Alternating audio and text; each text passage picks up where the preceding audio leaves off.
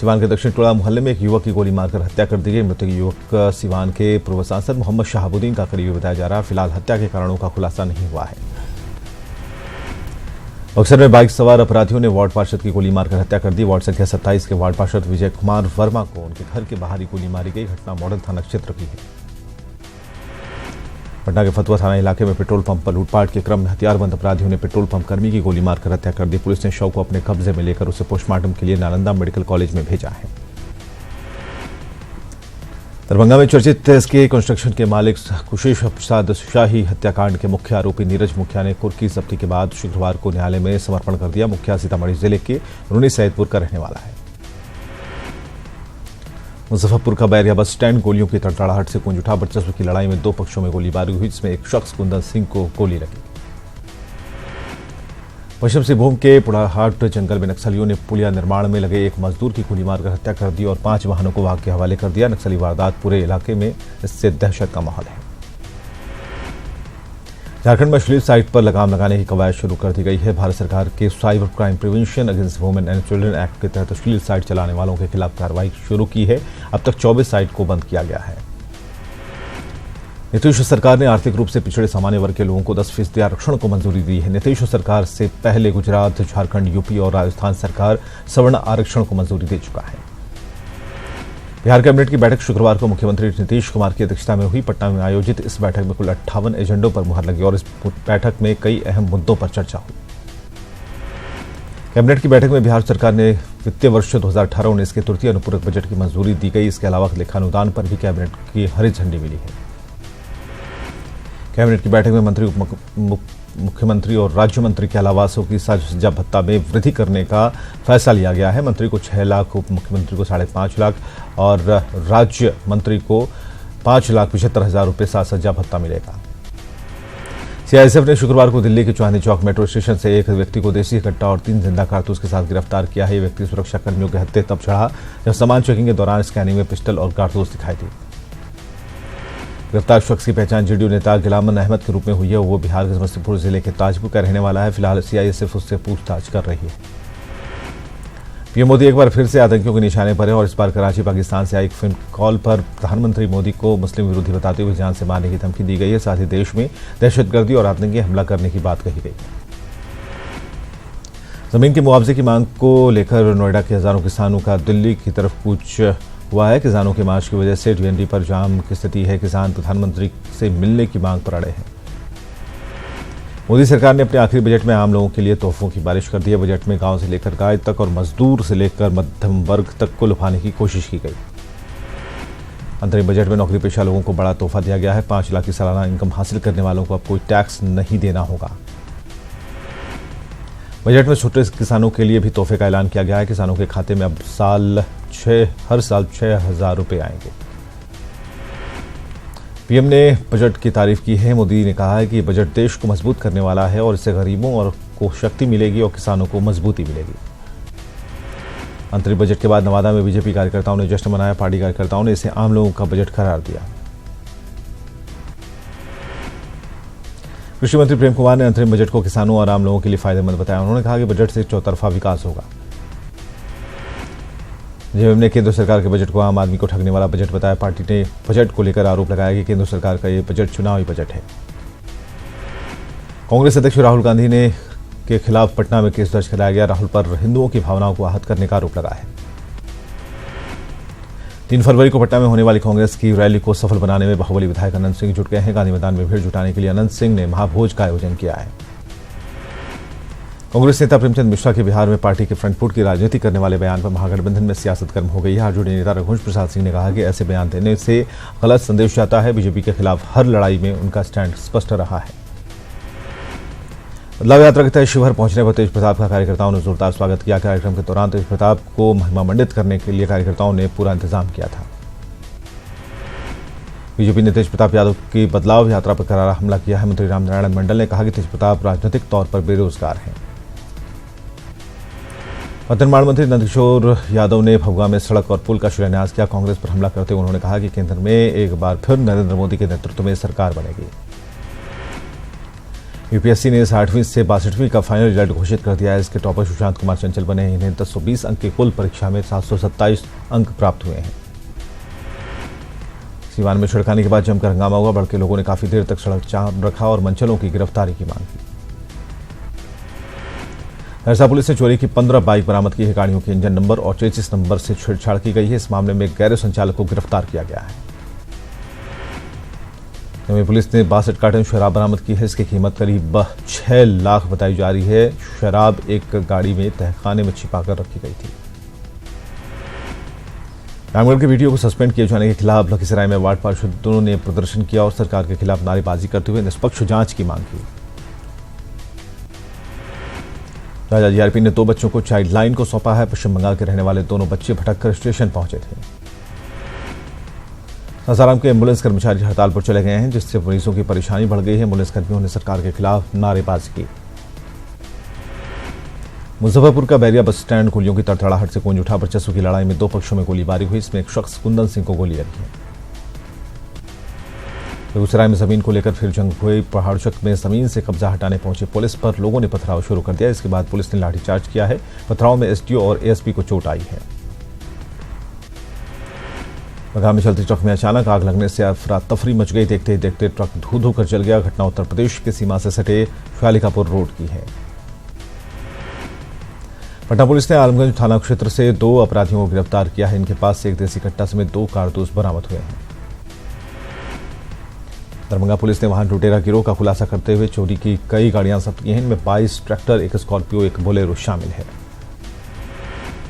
गोपालगंज में छात्र कुणाल कुमार का शव उसके गांव लाया गया। कुणाल के दोस्तों ने ही किडनैपिंग के बाद उसकी हत्या की थी, जिन्हें गिरफ्तार किया गया है। एक बार फिर बीएसईबी का कारनामा सामने आया है। बगहा में एक छात्रा खुद को स्वस्थ साबित करने के लिए बोर्ड के चक्कर लगा रही है। इससे बिहार बोर्ड ने दिव्यांग बनाया है। समस्तीपुर में एक बार फिर न्यूज 18 की खबर का बड़ा असर हुआ। सदर अस्पताल में गुरुवार को परिवार नियोजन जागरूकता शिविर का आयोजन किया गया था, जहां एक्सपायर्ड दवा रखी गई थी। न्यूज 18 पर खबर दिखाए जाने के बाद डीएम ने संज्ञान लिया है। उड़सेला में कोसी नदी पर बने पुल के क्षतिग्रस्त होने के बाद जाम की समस्या से निपटने के लिए भारी वाहनों को दुमका और बांका में रोका जा रहा है। साथ ही बड़े भारी वाहनों को मधेपुरा और सहरसा के रास्ते निकाला जा रहा है। यह बाजार समिति में 2 दिवसीय कृषि प्रदर्शनी सह यांत्रिकरण मेला का आयोजन किया गया, जिसमें किसानों को विभिन्न तरह की जानकारियां दी जा रही हैं। यहां बिहार सरकार द्वारा घोषित 76 में से 74 कृषि यंत्र की खरीद पर सब्सिडी दी जा रही है। पोतिया के बीएमपी 3 में सेना में भर्ती की प्रक्रिया शुरू हो गई है। कल अरवल और लखीसराय के अभ्यर्थियों ने हिस्सा लिया। इसमें बहाली के पहले चरण में दौड़ की प्रक्रिया की गई। बिहार अभियंत्रण सेवा संघ की मांगे नहीं माने जाने पर 9 विभागों के इंजीनियर 6 महीने से बेमियादी हड़ताल पर चले जाएंगे। भागलपुर संयुक्त भवन परिसर स्थित विश्वेश्वरैया भवन में अभियंत्रण सेवा संघ ने प्रेस कॉन्फ्रेंस कर जानकारी दी। पूर्वी चंपारण जिले के संग्रामपुर प्रखंड के क्षेत्र की महिलाएं आपूर्ति पदाधिकारी के खिलाफ सड़क पर उतरी और डीएम ऑफिस के सामने धरना दिया। आक्रोशित महिलाएं अधिकारी को हटाने के साथ ही डीलर के खिलाफ कार्रवाई की मांग कर रही थी। भागलपुर दुमका दोराजिया मार्ग से पशुओं की तस्करी रुकने का नाम नहीं ले रही। पिछले 2 दिन के भीतर 2 कंटेनर से बैल और भैंस की तस्करी का भंडाफोड़ हो चुका है। एटा के अम्हारा में स्थित आईआईटी पटना के परिसर में annual techno culture fest Anvesha 2019 की धमाकेदार शुरुआत हुई। अन्वेषा फेस्ट को अन्य आईआईटी कॉलेजों के फेस्ट से अलग बनाने के लिए आईआईटी पटना ने कड़ी मेहनत की है। भागलपुर के रातनगर में एक कारोबारी के घर चोरी का मामले में पुलिस ने खुलासा करते हुए 4 चोरों को चोरी के सामान के साथ गिरफ्तार किया है। पुलिस ने डॉग स्क्वाड की मदद से इसका खुलासा किया। तिलका मांझी भागलपुर विश्वविद्यालय छात्र संघ चुनाव को लेकर विश्वविद्यालय के पैनल के गठन को लेकर चुनावी प्रक्रिया शुरू हो गई है। आज 16 पदों के लिए नामांकन के साथ 7 फरवरी को मतदान और 8 फरवरी को मतगणना होगी। अररिया के फारबिसगंज में बिल्डिंग गिरने से 3 भाइयों की मौत हो गई थी, लेकिन महीनों बीत जाने के बाद भी इनके परिजनों को मुआवजा नहीं मिला है। अब मृतक के परिजन मुआवजे की आस लेकर समाहरणालय के चक्कर लगा रहे हैं। बगहा में पुलिस विभाग को जर्जर हो चुकी गाड़ियों से निजात मिल गई है। पुलिस मुख्यालय की ओर से 12 नई गाड़ियों को बगहा जिला पुलिस को उपलब्ध कराया गया है। पटना एम्स में मरीजों का इलाज और महंगा होता जा रहा है। 1 फरवरी से अब 35 रुपये के बेड चार्ज के साथ मरीजों पर एक्स्ट्रा चार्ज लिया जा रहा है। अब मरीजों पर अतिरिक्त भार के रूप में 150 रुपये से लेकर 800 रुपये तक देने होंगे। सहरसा में एम्बुलेंस कर्मियों की हड़ताल से मरीज और उनके परिजन परेशान हैं। वैकल्पिक व्यवस्था नहीं होने से परिजन मरीजों को ठेले पर अस्पताल ले जाने को विवश हैं। झारखंड विधानसभा में 9वें दिन भी कार्यवाही शांतिपूर्वक चली। प्रश्नकाल के दौरान टाटा लीज एग्रीमेंट समेत कई सवाल उठाए गए, इसका विभागीय मंत्री ने जवाब दिया। आज जेएमएम का 40वां स्थापना दिवस है और इसे लेकर दुमका में खास तैयारी की गई है। संतालपुर के हर हिस्से में, खासकर देवघर में कार्यकर्ता काफी उत्साहित हैं। पोस्टर और बैनर और गेट लगाए जा रहे हैं। 3 फरवरी को पीएम मोदी जम्मू से जमशेदपुर विमेंस कॉलेज में महिला विश्वविद्यालय का ऑनलाइन शिलान्यास करेंगे। पीएम के कार्यक्रम को लेकर तैयारियां जोरों पर है। आज घाटशिला के लिए ऐतिहासिक दिन होने जा रहा है। मुसाबनी चापड़ी और राखा कॉपर माइंस के 18 साल बाद रीओपनिंग की जा रही है और इस कॉपर माइंस का भूमि पूजन मुख्यमंत्री करेंगे। रांची में देश के जाने माने ऑर्थोपेडिक सर्जनों का जमावड़ा लगा है। रिम्स ऑडिटोरियम में 2 दिवसीय Jharkhand orthopaedic surgeon annual conference शुरू हुआ। कॉन्फ्रेंस के पहले दिन जटिल ऑर्थोपेडिक ऑपरेशन लाइव डेमो दिया गया। Mega sports complex Khelgaon Ranchi में 3 दिवसीय अंतर्राष्ट्रीय फिल्म फेस्टिवल 2019 का आज से आगाज हो गया है। पहले दिन देश भर की चुनिंदा बाल फिल्मों की स्क्रीनिंग की गई। 9 फरवरी से भारतीय रेलवे और दक्षिण पूर्व रेलवे द्वारा कुल्हान में फुटबॉल महाकुंभ का आयोजन किया जा रहा है, जो अगले 1 महीने तक जगदलपुर के रेलवे स्टेडियम सिरसा फुटबॉल मैदान में आयोजित होगा। बाबूलाल मरांडी समेत 54 लोगों के खिलाफ जगन्नाथपुर थाने में प्राथमिकी दर्ज की गई थी। सीएनटी और एसपीटी एक्ट में संशोधन के विरोध में विधानसभा का घेराव सभी विपक्षी दलों ने किया था। आरजेडी का लालू संदेश यात्रा गढ़वा पहुंचा, जहां कार्यकर्ताओं ने शहीदों की प्रतिमा पर माल्यार्पण कर बीजेपी पर भड़ास निकाली और इस दौरान प्रदेश अध्यक्ष अन्नपूर्णा देवी ने बीजेपी पर सीबीआई और ईडी द्वारा लालू को परेशान करने का आरोप लगाया। जमशेदपुर में बिशनपुर पुलिस को बड़ी कामयाबी मिली है। पुलिस ने साइबर गिरोह का पर्दाफाश किया है। पुलिस ने गिरोह के मास्टरमाइंड समेत 4 लोगों को पकड़ा है। पुलिस को उनके पास से 4 मोबाइल, 52,000 नकदी समेत एटीएम कार्ड मिले हैं। हड़वा के भंडरिया में पुलिस को बड़ी कामयाबी मिली है। पुलिस ने भाकपा माओवादी के हार्डकोर नक्सली बादल जी को बूढ़ा पहाड़ क्षेत्र से गिरफ्तार किया है। हाईकोर्ट में एक मामले की सुनवाई के दौरान मुख्य न्यायाधीश ने गंभीर टिप्पणी की है। मुख्य न्यायाधीश ने माना कि राज्य में ह्यूमन राइट कमीशन और लोकायुक्त को जैसे चलना चाहिए वैसे वो काम नहीं कर पा रहा।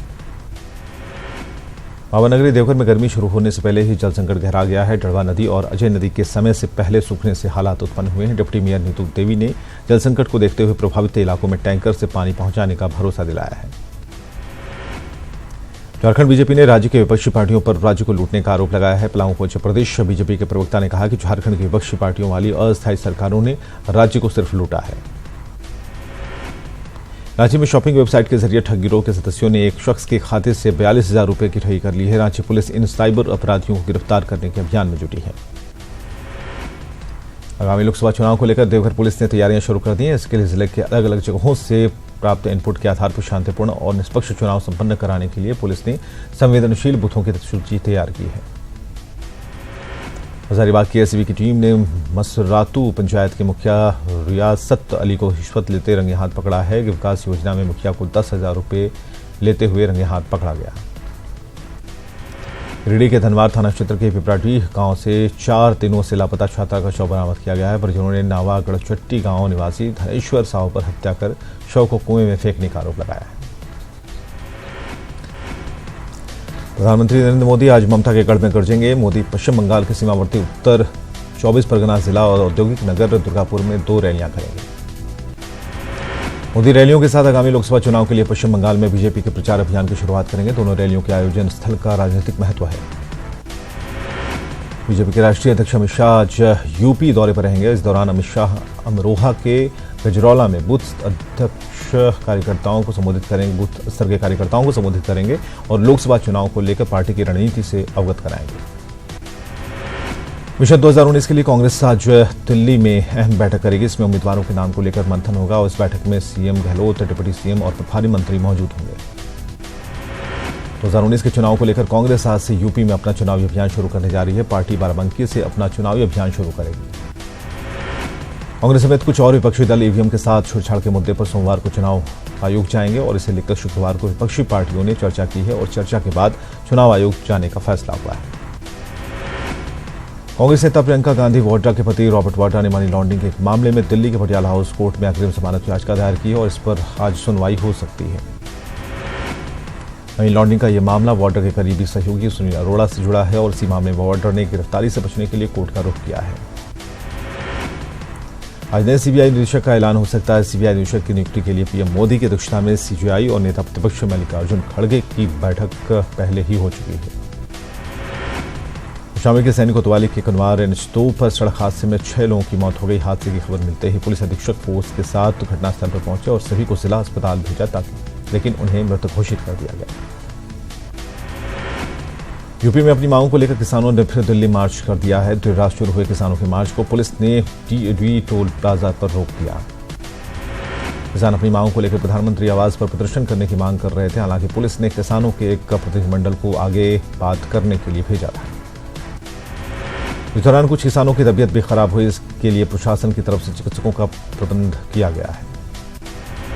अमित का इलाज कराने गए वित्त मंत्री अरुण जेटली ने भी बजट पर प्रतिक्रिया दी और कहा कि किसानों को इनकम सपोर्ट और सब्सिडी साथ साथ मिल सकती है। विपक्ष को घड़ियाली आंसू नहीं बहाने चाहिए।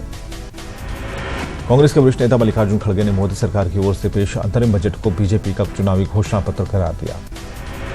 अयोध्या में बीजेपी सरकार की लोक लुभावन बजट पर संतों ने प्रसन्नता जाहिर की है। श्री रामलला के मुख्य पुजारी आचार्य सत्येंद्र दास का कहना है कि किसान के साथ हर वर्ग के लोग इस बजट से खुश हैं।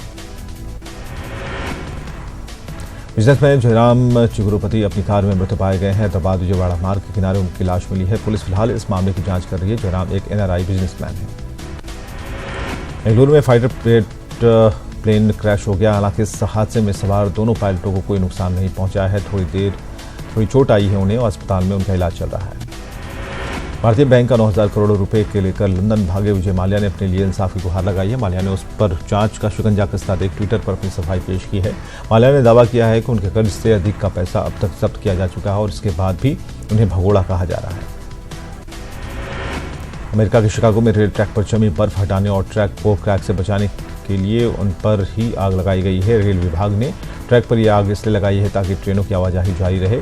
रेल के मुताबिक ये आग गैस वाले हीटर से आती है जो ट्रेन के साथ साथ चलते हैं ताकि ट्रैक गर्म रहे। चीन के फुजियान प्रांत में सदियों पुराना ब्रिज आग लगने से तबाह हो गया। पूरी तरह लकड़ी से बना यह ब्रिज करीब 500 साल पुराना है। उत्तरी फुजियान का सबसे लंबा लकड़ी का ब्रिज है। फिलहाल आग से किसी के हताहत की खबर नहीं है। अंतर्राष्ट्रीय क्रिकेट परिषद ने इंग्लैंड में होने वाले वनडे विश्व कप के प्रैक्टिस मैचों के शेड्यूल का ऐलान किया है। इस शेड्यूल के मुताबिक भारतीय क्रिकेट टीम न्यूजीलैंड और बांग्लादेश के साथ 2 अनाधिकारिक प्रैक्टिस मैच खेलेगी। भारत को कीवियों के साथ पहला प्रैक्टिस मैच 25 मई को इंग्लैंड के देवोल में खेलना है, जबकि टीम 28 मई को कार्डिफ में बांग्लादेश के साथ दूसरा अभ्यास मैच खेलेगी। पूर्व भारतीय कप्तान राहुल द्रविड़ ने टीम इंडिया को वर्ल्ड कप का दावेदार बताया। उन्होंने कहा कि भारतीय टीम इस समय बेहतरीन क्रिकेट खेल रही है और वर्ल्ड कप में खिताब के प्रबल दावेदार के रूप में जाएगी। उम्मीद है कि अगले कुछ महीनों में टीम सर्वश्रेष्ठ प्रदर्शन करेगी। भारत ने साउथ अफ्रीका, ऑस्ट्रेलिया और न्यूजीलैंड के खिलाफ विदेशी सरजमीं पर 3 वनडे सीरीज जीती है। टीम के इस प्रदर्शन के चलते उसे 30 मई से शुरू हो रहे विश्व कप में सबसे प्रबल दावेदारों में गिना जा रहा है। आईसीसी के सीईओ डेविड रिचर्डसन ने अगली चैंपियंस ट्रॉफी और वर्ल्ड कप की मेजबानी छीने जाने की खबरों पर विराम लगा दिया। उन्होंने कहा कि टैक्स विवाद के बावजूद भारत की 2021 की चैंपियंस ट्रॉफी और 2023 के वर्ल्ड कप की मेजबानी को कोई खतरा नहीं। अंतर्राष्ट्रीय क्रिकेट परिषद के मुख्य कार्यकारी ने डेविड रिचर्डसन ने भारतीय कप्तान विराट कोहली को खेल का बेहतरीन दूत करार दिया है। साथ ही महिलाओं पर हार्दिक पांड्या की टिप्पणियों के संदर्भ में भारतीय टीम को अच्छा व्यवहार करने वाली टीम बताया। पूर्व भारतीय पेसर जाहिर खान ने देश की युवा क्रिकेट प्रतिभाओं को प्लेटफॉर्म देने के लिए स्वतंत्र cricket league the federated cricket बैच की शुरुआत की है। एफसीबी में 15 वर्ष से अधिक के युवाओं को क्रिकेट खेलने का अवसर दिया जाएगा। स्टार भारतीय बॉक्सर एमसी मैरी कॉम ने कहा कि देश में व्याप्त डोपिंग संकट के लिए कोच भी दोषी हैं जो अपने खिलाड़ियों को गलत रास्ता दिखाते हैं। 6 बार की विश्व चैंपियन मैरी कॉम ने प्रशिक्षकों को भी नाडा के डोपिंग विरोधी जागरूकता प्रशिक्षण में शामिल करने की वकालत की।